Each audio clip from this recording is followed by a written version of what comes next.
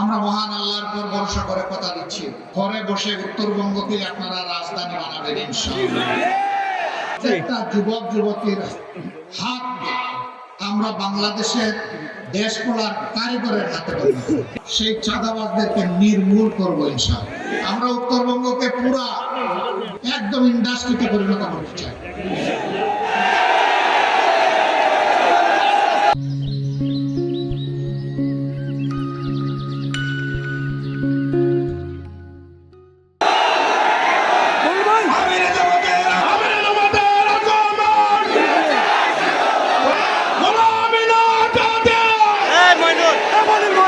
মাঝে মাঝে আকাশে শকুনের ছায়া দেখা যায়, ওই শকুনের ছায়া যেন বাংলাদেশের মাটিতে পড়তে না পারে। এবার অনেক অপেক্ষার পর আগামী 12 তারিখ আসছে।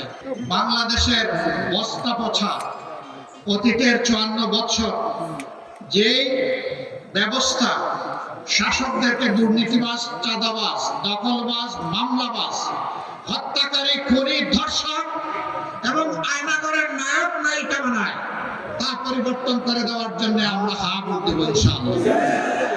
হা ভোটের পক্ষে জোয়ার তুলতে হবে। সেই হা ভোটের জোয়ারে অতীতের বস্তা পচা সমস্ত ব্যবস্থা যেন ভেসে যায়। নর্থ বেঙ্গলকে তিলে তিলে হত্যা করা হয়েছে। এখন এই অঞ্চল থেকে মানুষ ছুটে রাজধানীর দিকে। 3টা বাস্তব প্রয়োজনে ছুটে: উন্নত শিক্ষা, প্রয়োজনীয় স্বাস্থ্য সেবা এবং একটা ছোট্ট একটা চাকরি। এই 3টার জন্য প্রাণপণে রাজধানীর দিকে ছুটে।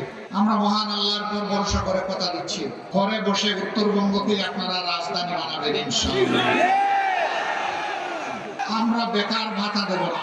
বেকার ভাতা বেকার তৈরির কারখানায় পরিণত হবে। আমাদের যুবকরা বেকার ভাতা চায় না। আমাদের যুবক যারা আছে তারা তাদের হাতে তাদের ন্যায্য কাজ আছে।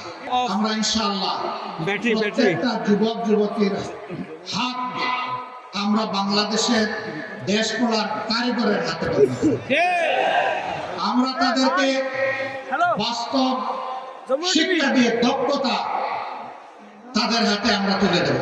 এরপরে গৌরবের সাথে দেশে হোক প্রবাসে হোক সম্মানের সাথে সে আয় রোজগার করবে, চাকরি করবে, ব্যবসা করবে ইনশাআল্লাহ। আমরা উত্তরবঙ্গকে পুরা একদম ইন্ডাস্ট্রিতে পরিণত করতে চাই। এটা সম্ভব। বাংলাদেশের এটি হচ্ছে খাদ্যের একটি ভান্ডার, কিন্তু আফসোস কৃষক তো উৎপাদিত মূল্যের সঠিক মূল্য পায় না। পণ্যের মূল্য কেন পায় না জানেন? 2টা কারণে পায় না। একটা হচ্ছে মধ্য স্বত্বভোগীরা এসে এখানে কামড় দেয়, আরেকটা হচ্ছে ঘাটে ঘাটে চাঁদাবাজরা অস্থির করে তোলে। এই 2 কারণে কৃষক পায় না পণ্যের মূল্য, ক্রেতা পায় না ন্যায্য মূল্যে তার পণ্য। আমরা সেই চাঁদাবাজদেরকে নির্মূল করবো ইনশাআল্লাহ। ভয় পেও না চাঁদাবাজ, তোমরাও এই সমাজের মানুষ। আমরা ইনশাআল্লাহ তোমাদের হাতেও সম্মানের কাজ করব। সব জায়গায় মেডিকেল কলেজ গড়ে তুলব এবং সব জায়গায় সরকারি, বেসরকারি বা যৌথ উদ্যোগে বিশেষায়িত হাসপাতাল ক্রমান্বয়ে গড়ে তোলা হবে। শিক্ষার ক্ষেত্রে এখন বলবেন ডাক্তাররা এসে এখানে থাকবে কিনা? থাকবে। যখন সে দেখবে মানসম্মত শিক্ষা প্রতিষ্ঠান এখানে পরিচালিত হচ্ছে, গড়ে উঠেছে, তার সন্তানের শিক্ষা দীক্ষায় কোনো সমস্যা হবে না, তখন সেও সানন্দে এখানে থাকবে। 2টি কারণে আমরা এই 3টা জিনিস যদি নিশ্চিত করতে পারি, উন্নত শিক্ষা, মানসম্মত স্বাস্থ্য সেবা এবং সকলের হাতে হাতে কাজ, তাহলে আলহামদুলিল্লাহ নগর আর সাগরের ব্যবধান দূর হয়ে যাবে। আমরা আপনাদের অন্তরে ভালোবাসার একটা বিছানা চাই। বলি কোনো কথা আপনাদেরকে বলি নাই, অসম্ভব কোনো ওয়াদা আপনাদেরকে দেই নাই। যা বলেছি ইনশাআল্লাহ আল্লাহ তৌফিক দিলে তার উপরই ভরসা করে তা বাস্তবায়ন হবে ইনশাআল্লাহ। এবং সেই বাস্তবায়ন করা অর্থাৎ ওয়াদার ওয়াজিব পূরণ করা হবে আমাদের দায়িত্ব। আমাদের জন্য দোয়া করবেন।